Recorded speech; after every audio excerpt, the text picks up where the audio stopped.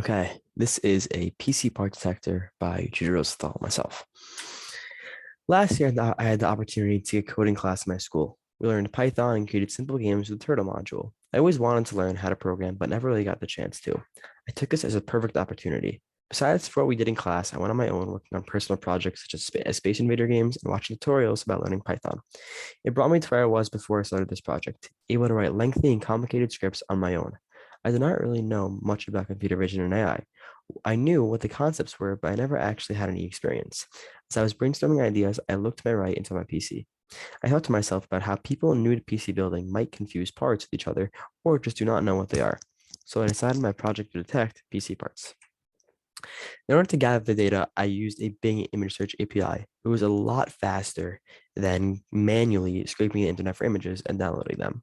However, the trade-off for this was that I didn't get to handpick my images, and I ended up getting too many non-real world images, meaning there's just a white background there, and they weren't actually in a computer or just like on a desk, for example. To label those images, though, I used the YOLO label GUI. This allows me to place bounding boxes around each PC part in an image, and then save those bounding boxes in a percentage value. It's important to mention that when replacing these bounding boxes on the detected images, I would have to convert that to pixel values because CV2 does not accept percentages. That's a YOLO label exclusive thing.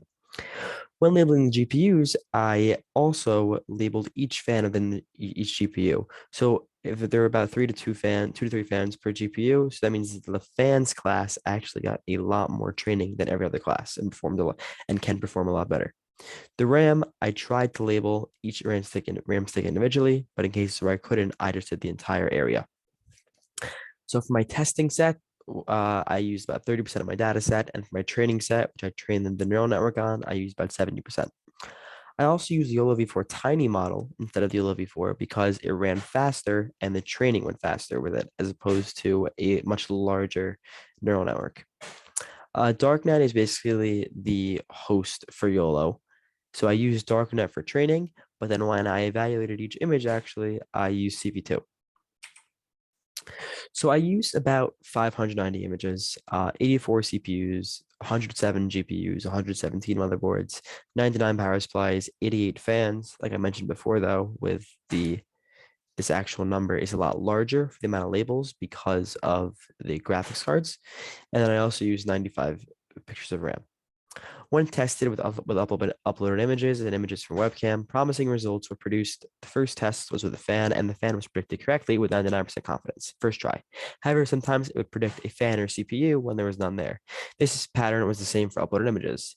Just funny to mention with this fan class was that a lot of the times what I'm seeing is that when there's a human face or a human body, the network will predict either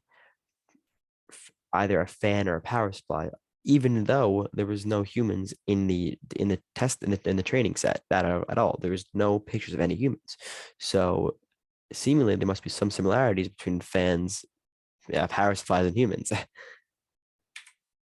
Okay, now I'll do a quick demo of the app. When you open up the app, you go to this page. There's three options here. You can either take a picture, you can upload an image, or you can use a default image that I placed there to just demo the actual network. So camera we can't do because it's being used by Zoom, and I don't have currently an image in my files, so we're just going to use the default image. I have two things here. I have a graphics card and I have power supply. So we see here is the output of the network. It says that there is a graphics card right here with 65% confidence, and then fans, there are 99% confidence on each of them. It's important to mention that I set the confidence threshold to 25%, meaning if there was anything predicted under 25%, it would not output into the final image because it's just not worth it at that point. You most likely, if it's under 25%, it's most likely not that actual class. We see here, this is actually the output of the actual code that you get in your terminal. So you get the class index, which is basically just the index. It's the index of your entire txt file of classes. So we see fan, that's what it is, meaning fan was the first index, it was 0. And then here are the coordinates for the bounding boxes. Like I said, I had to convert these values from percentages to pixel values because YOLO labeled the percentages, but CV2 only accepts pixel values. So these are each a corner of the box. So at 1089 pixels, wherever that is on this image, it's going to put a corner there and then connect it to the next one and the next one and the next one. And then we have the confidence level here. So this is 99%, 98%, 99.6%, and 65%. So now I created a confusion matrix to basically plot my data of how well my neural network did. So there's two options. There's either a regular confusion matrix or there's a normalized confusion matrix. We're going to use the normalized because, as we see here, a regular confusion matrix just takes in the pure number values. And since those fans had so much more labels because of the GPUs, there's an inherent bias that the fans did better than everything else when technically it didn't really. So for that reason, we're going to use the normalized confusion matrix. So we see here fans, when there was a fan there, 95% of the time, it predicted it correctly. With the motherboard, 97%, CPU, 89%, GPU, 85%, RAM, 83%, power supply, 88%. Then these over here is basically saying when there was something there and it missed it. So for example, RAM, 16% of the time, we actually missed that there was RAM there. So maybe the RAM class needs more training in order to improve that accuracy. Now on the flip side over here, this is when there was nothing there, yet it still predicted something. So like I was saying before, when there was a human, it predicted a fan. So for some reason that's happening. As to why, I'm not really sure, but also the same thing happens with the RAM also.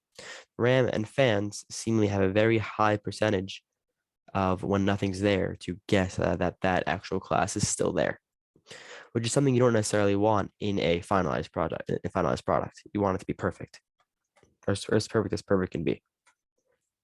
Okay. So now we have next steps and conclusion. Okay.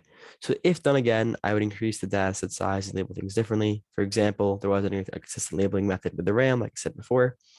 I would also add more real world images because the white background and some images may have caused false detections. Also, next steps would be to include a real-time camera / video detection, and I'd also increase the data set by at least a factor of 2. If continued to be worked on, this project could possibly be used in factories, quality control, or even stores like Micro Center to help people who are new to the PC world not be overwhelmed by the vast amount of parts.